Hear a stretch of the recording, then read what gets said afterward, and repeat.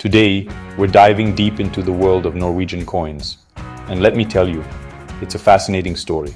You see items come into the shop all the time, but every now and then, something really special walks through that door. We're talking about coins that aren't just currency, they're pieces of history, telling the story of a nation through silver and gold. In this video, I'm giving you the complete guide to Norway's most valuable coins. We'll look at the big hitters, the ones that make auction houses go wild, but also some incredible pieces that are within reach for a serious collector. For each coin, we're going to break it down. You'll get the historical background, who was on the throne, what was happening in the world, and why this piece was even minted. Then we'll talk about the money. I'll give you real-world market values, from the everyday collector's price to the record-shattering auction results. And of course, I'll throw in some of my best collecting tips. The kind of stuff you only learn after years in the business. It's about knowing what to look for, what makes a coin special, and how to spot a real treasure from a fake. Now, one thing I always tell people is that prices in this business are never set in stone. The value of a coin can swing wildly based on a few key things. Where you sell it matters. A big-name auction house will fetch a different price than a private sale. The grade is everything. A single point difference from a grading service like PCGs or NGC can mean thousands of dollars. And then there's provenance. Who owned it before you? A coin from a famous collection is always worth more. And finally, there's simple supply and demand. If two collectors want the same rare coin, you're going to see fireworks. So, let's get into it. Alright, let's start with the Holy Grail. The one piece that every serious collector of Scandinavian coins dreams about. I'm talking about the 1666 Frederik III 3 Speciedalers. When you hold something like this, you're not just holding silver, you're holding a piece of royal history. This coin was minted under Frederik III, a king who really consolidated power in the Danish-Norwegian realm. He established an absolute monarchy, and coins like this were a way to project that power and wealth. They weren't for buying bread at the market. They were prestige pieces, likely used for diplomatic gifts or to show the immense wealth of the crown. This coin is what we call a presentation piece. Think of it as the 17th century equivalent of a limited edition supercar. It wasn't meant for circulation. It was designed to impress. The sheer size of it, 3 times the silver of a standard Speciedaler, was meant to be awe-inspiring. The craftsmanship had to be perfect, a testament to the skill of the Royal Mint. This specific one, with the FG Mint Mastermark for Frederik Gruner, is the rarest of the rare. It tells you exactly who was responsible for its creation at the Kongsberg Mint. So why is it so valuable? It comes down to 3 things I always look for: rarity, history, and condition. 1. Rarity, media group, handful of antique coins in gloved hand, archival image of 17th century coin production at stock at distribute _equally. We know only a handful of these were ever made, and even fewer have survived the last 350 plus years. 1. History. Media group, coins displayed behind museum glass, historic Norwegian coins in museum showcase at stock at distribute _equally. Historians believe maybe only a dozen or so exist today, and most are locked away in museums. 1. Condition. Media group, auctioneer presenting rare coin as art.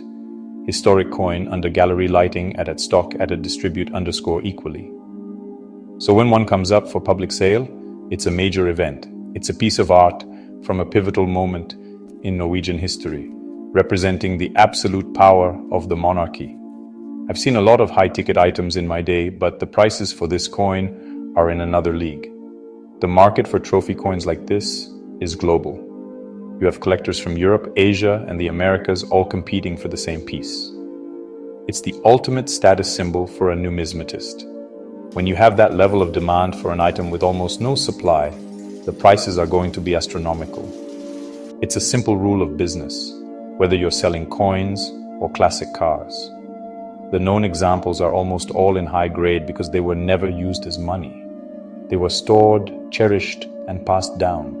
This means they don't have the nicks, scratches, and wear you see on circulated coins. They look almost as they did the day they left the mint.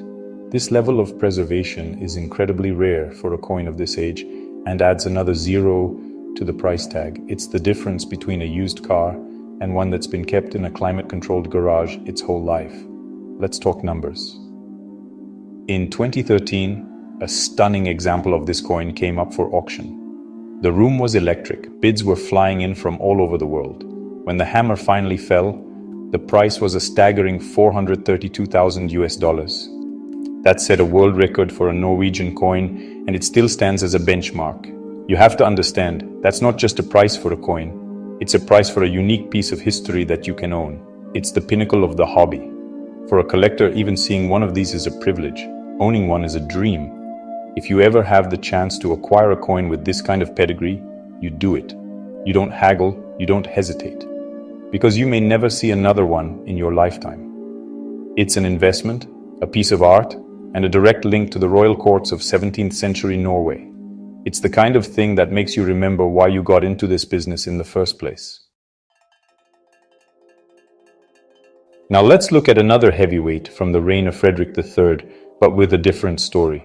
This is the 1658 2 Speciedaler struck in Christiania, what we now call Oslo.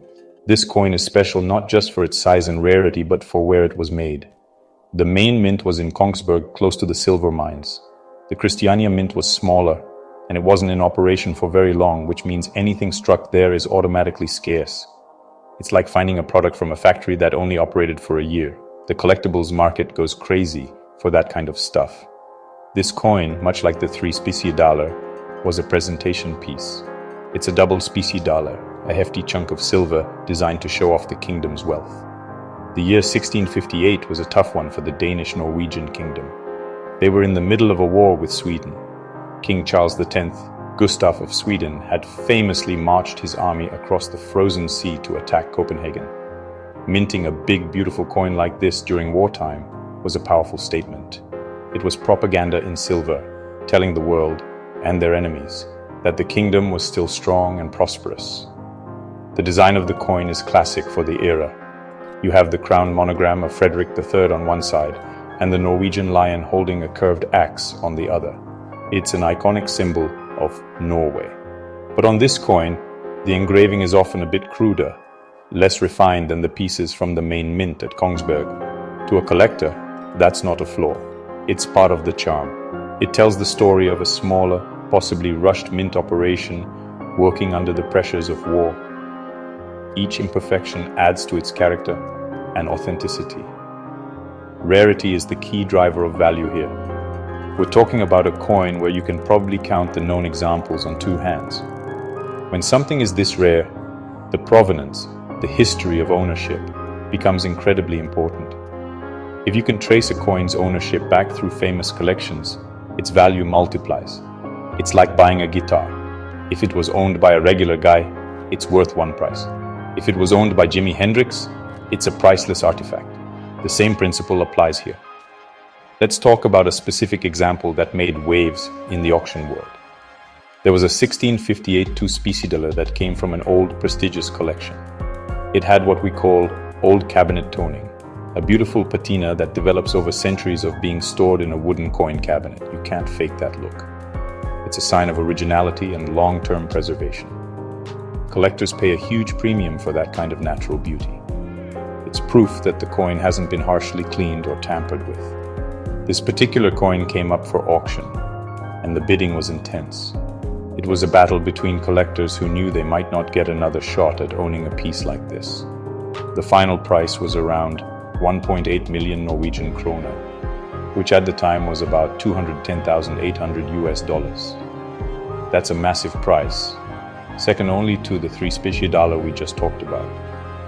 It shows you that the combination of extreme rarity, historical significance, and a beautiful appearance creates a perfect storm for a record-breaking sale. For a collector looking at this tier of the market, my advice is always to focus on quality and provenance.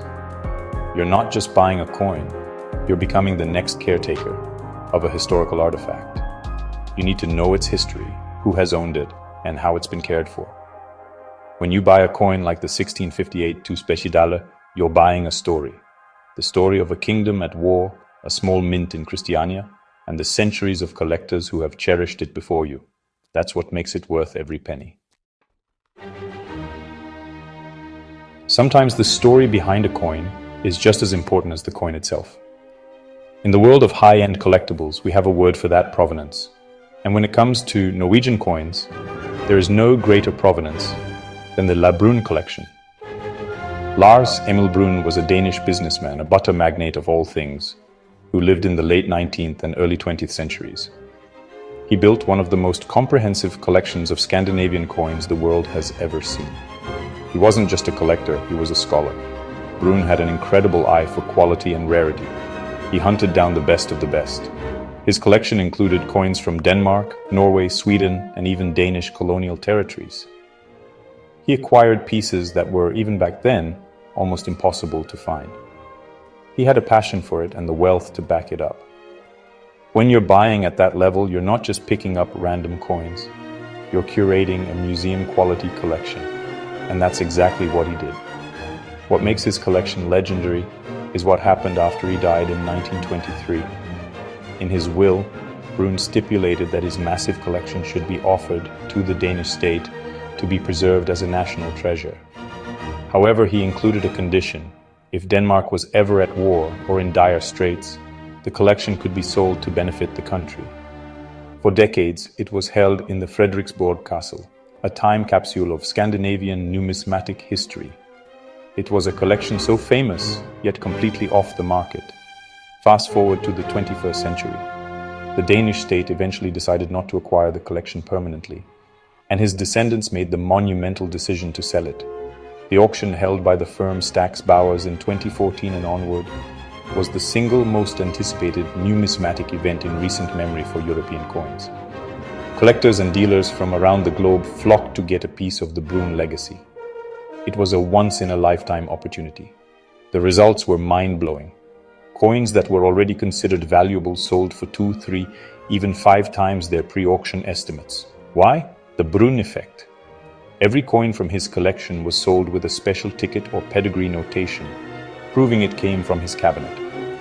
That provenance acted as an absolute guarantee of authenticity and quality. It told buyers that this coin was once held by the master collector himself. It's a seal of approval that you just can't put a price on, or rather, the market did, and the price was high. For example, rare Norwegian Speciedalers from the 17th century, similar to the ones we've discussed, saw incredible prices. A coin that might have sold for $50,000 on its own could suddenly fetch $150,000, simply because it had the Brun pedigree. The market recognized that this was a unique chance to own a piece of a legendary collection. It wasn't just about the coin anymore. It was about owning a piece of numismatic royalty. My tip for collectors is this: always pay attention to provenance. If a coin comes up for sale and it's listed as XL Brun collection, you know you're looking at something special. It will command a premium, and you should be prepared to pay it, because it will always be worth more than a similar coin without that history. It's an ironclad investment. When you go to sell it someday, that magical name, Brun, will be there to guarantee its value for the next owner. That's the power of a great story. Okay, let's move from the massive silver presentation pieces to something a little different, but no less important: gold. For many collectors, gold is the ultimate goal. We're talking about the 20 kroner gold coins from the late 19th and early 20th centuries, specifically from the reigns of Oscar II and Håkon VII. These coins represent a fascinating period of transition for Norway, moving from a union with Sweden to full independence. They are beautiful, historic, and made of solid gold. What's not to love? These coins were minted as part of the Scandinavian Monetary Union, which was kind of like a 19th century version of the euro. Denmark, Sweden, and Norway all agreed that their currencies would be interchangeable and based on a gold standard. A 20 kroner coin from Norway had the exact same gold content as a 20 kroner from Sweden or a 20 kroner from Denmark. This made trade and travel between the countries much easier. Each 20 kroner coin contains 8.96 grams of 0.900 fine gold, which is just over a quarter of an ounce of pure gold. The first series, under King Oscar II, is particularly interesting. Oscar II was the king of both Sweden and Norway. The coins feature his portrait, but they were minted at Kongsberg and are distinctly Norwegian. These were struck from 1877 to 1902. They circulated widely and were the backbone of the monetary system. Because they were used in everyday transactions, finding one in pristine, uncirculated condition is the real challenge. Most of them have some wear and tear. Then, in 1905, everything changed. Norway peacefully dissolved its union with Sweden and elected its own king, Prince Karl of Denmark, who took the name Håkon VII. This was a hugely important moment in Norwegian history. To commemorate their new independence and their new king, a new 20 kroner gold coin was issued in 1910. It features a striking portrait of King Håkon VII. Owning this coin is like owning a piece of Norway's Declaration of Independence. It's a symbol of national pride, so what are these worth? Well, there are two parts to their value.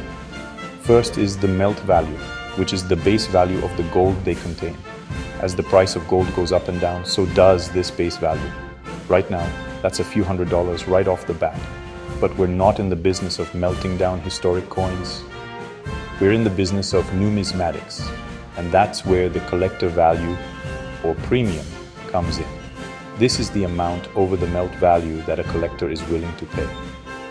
For common date circulated examples of either the Oscar II or Håkon VII coins, you can expect to pay a modest premium over the gold value.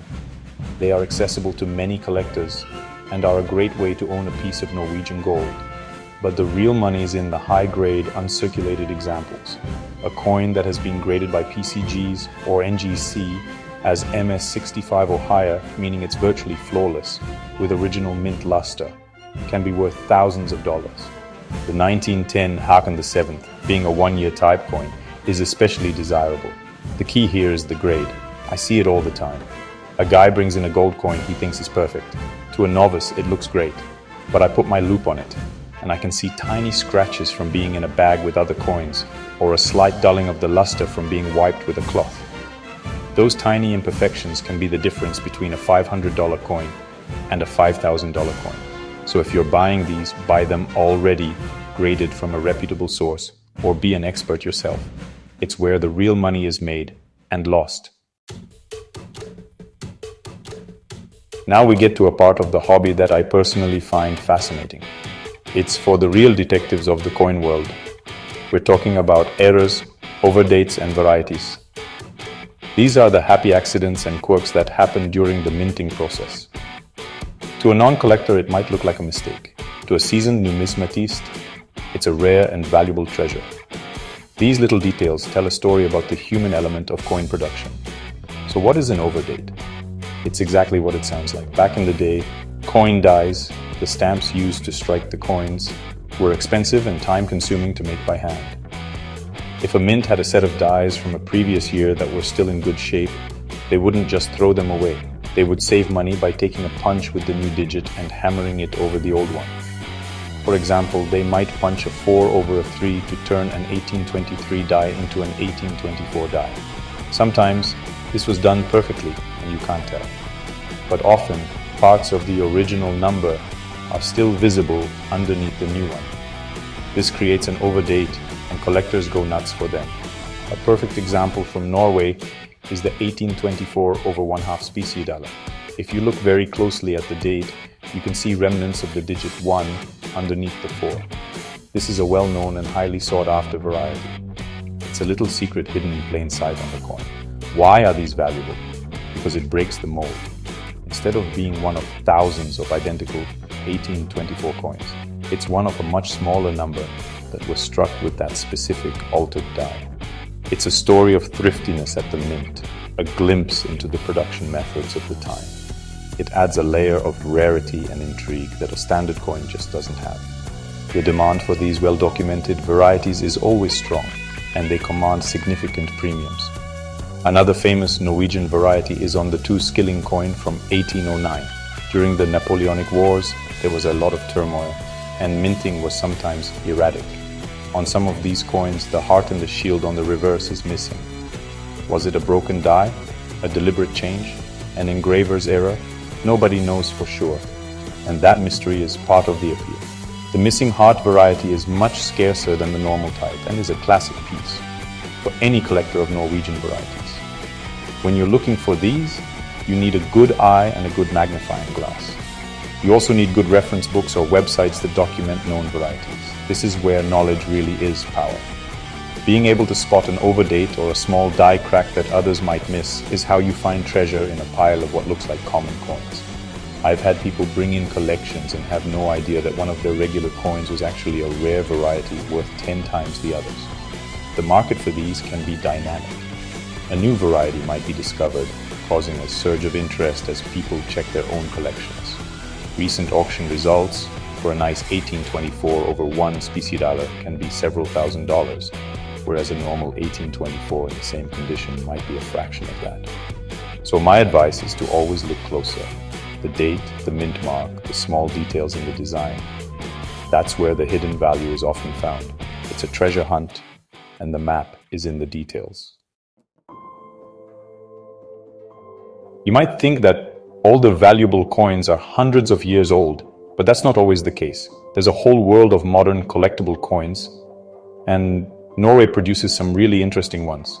We're talking about the commemorative gold coins issued in recent decades, especially under King Harald V.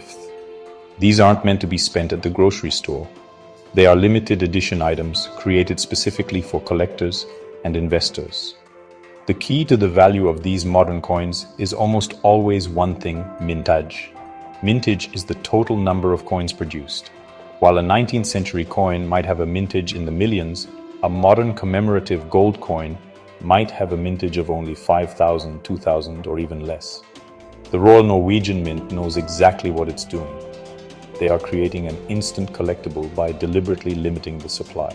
It's a smart business model. A great example is the gold coins issued for the 1994 Winter Olympics in Lillehammer. This was a huge event for Norway, a moment of immense national pride. To celebrate, the Mint issued a series of commemorative coins, including some beautiful gold pieces. These featured designs related to the games like ski jumping or speed skating. They were sold in special presentation boxes with certificates of authenticity. They were an instant hit with both coin collectors and sports fans. Because of their low mintages and popular themes, these Olympic coins have held their value very well. They trade for a significant premium over their basic gold content. The designs are often stunning, showcasing modern artistry in a way that older coins don't. They are also typically struck in proof condition, which means they have a mirror-like background and a frosted design. It's a level of quality that is simply breathtaking to see in person.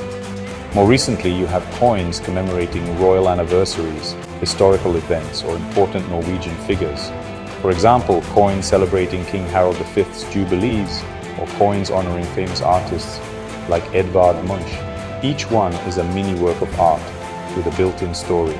The mintages are kept very low, ensuring that they remain scarce and desirable for years to come. The market for these modern issues is a bit different from the market for classic coins. The value is less about historical survival and more about the initial mintage and the popularity of the theme. A coin celebrating a universally loved theme like the Olympics will often perform better than one with a more obscure subject. It's all about demand. You need a broad base of people who want to own that specific coin. For collectors, these modern gold coins offer a great entry point into the precious metals market without having to become an expert on 17th century mint masters. You can typically buy them in perfect, graded condition, often in their original government packaging. My advice is to focus on the issues with the lowest mintages and the most popular themes. Check the track record of similar coins on the secondary market. It's a more predictable market than classic coins. But there's still plenty of room for smart collectors to do very well.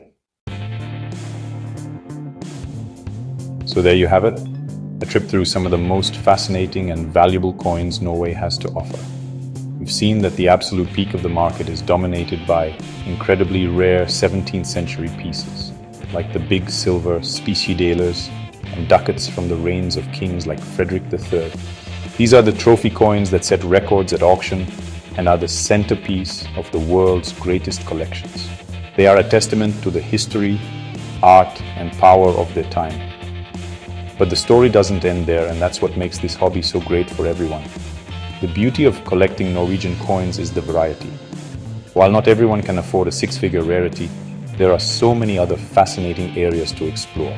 You have the beautiful gold 20 kroner coins from the turn of the 20th century, which allow you to own a piece of history and a precious metal at the same time. You can become a detective and hunt for overdates and varieties, or you can get into the world of modern commemoratives with their low mintages and stunning designs. There's a path for every budget and every interest. No matter what you collect, remember the fundamentals. They're the rules I live by in my business. Always aim to buy the best quality you can afford. Get your most valuable coins authenticated and graded by a reputable third-party service. It protects your investment. Document everything. Keep receipts and auction records to build a solid provenance. And when it comes time to buy or sell, work with reputable dealers and auction houses. This hobby is all about knowledge and trust. Thanks for watching, and happy collecting.